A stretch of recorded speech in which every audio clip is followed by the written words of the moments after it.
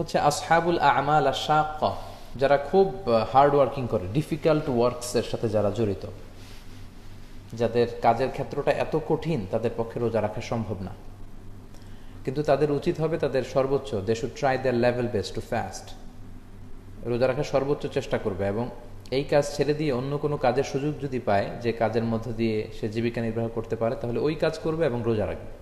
কিন্তু পরিস্থিতি যদি এতটা ইমার্জেন্সি হয়, এমন হয়ে যায় যে কোনো কাজ নেই, জব নেই, চাকরির সুযোগ নেই, জীবন বাঁচানোর সুযোগ নেই, এমন কিছু কাজ তারা করছে, ওই কাজগুলো করার অবস্থায় যদি রোজা রাখতে না পারে, সেক্ষেত্রেও আল্লাহ তাদেরকে ছাড় দিয়েছেন।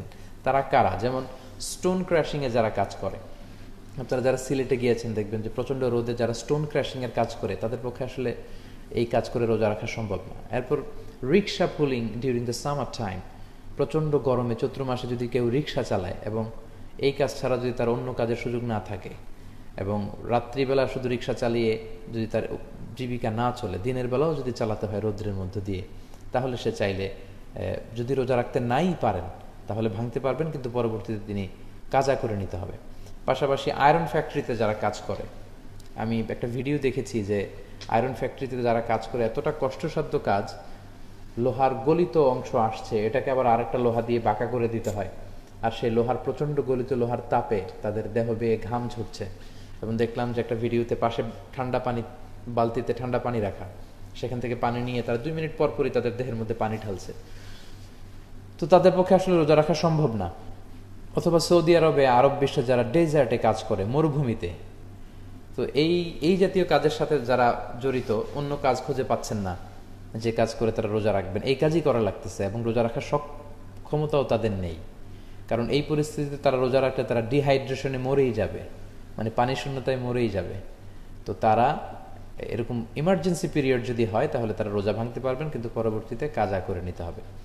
কিন্তু অবস্থা যেন এমন না হয় যে প্রতি বছরই তিনি স্টোন ক্রাশিংয়ে কাজ করে, আয়রন ফ্যাক্টরিতে কাজ করে, আর রোজা তিনি রাখেন না, এমনটা যেন না হয়। যদি ইমার্জেন্সি কারো এরকম সমস্যা হয়ে যায়, তাদের জন্য রোজা ভাঙার সুযোগ আছে। এর কারণ হচ্ছে মাকাসিদুশ শরিয়া আমাদেরকে খেয়াল রাখতে হবে। শরিয়া 5টা জিনিসকে খুব বেশি প্রায়োরিটি দেয়, 5টা জিনিসকে হেফাজত করার ব্যাপারে। তার প্রথমটা হচ্ছে হেফজুন নাফস, জীবন বাঁচাতে হবে আগে, সবার আগে জীবন বাঁচাবেন। আপনার জীবনে যদি না থাকে তো আপনি কী করে ইবাদত করবেন?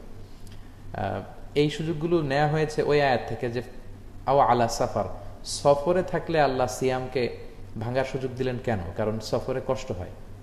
তো সফরে যদি কষ্ট হয়, যারা স্টোন ক্র্যাশিং করে, যারা চৈত্র মাসে রিক্সা চালায়, যারা আয়রন ফ্যাক্টরিতে কাজ করে, যারা সৌদি আরবের মরুভূমিতে তপ্ত বালুর উপর কাজ করে, তাদের কষ্ট তো আরও বেশি। এজন্য শরিয়ার একটা মূল সৌন্দর্য হচ্ছে সিম্পলিসিটি, লিগ্যাল অপিনিয়ন।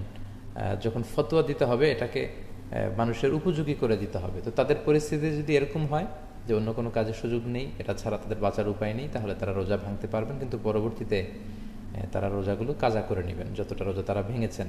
কারণ আল্লাহ সাধ্যের উপর কিছু চাপিয়ে দেন না। আল্লাহ বলেন লা ইউকাল্লিফুল্লাহু নাফসান ইল্লা বুসআহা, তোমাদের সাধ্যের উপর আল্লাহ বাইরে কিছু চাপিয়ে দেন না। এবং আল্লাহ বলছেন লা তাকতুলু আনফুসাকুম ইন্নাল্লাহা কানা বিকুম রহিমা, তোমরা নিজেদেরকে জেনে শুনে ধ্বংসের দিকে ঠেলে দিও না, হত্যা করো না, আল্লাহ তোমাদের উপর রহম দয়ালু এবং মেহেরবান। তো এ কারণে তাদের উপরও রোজা না রাখার ব্যাপারে পরিস্থিতির আলোকে ছাড় দেওয়া হয়েছে।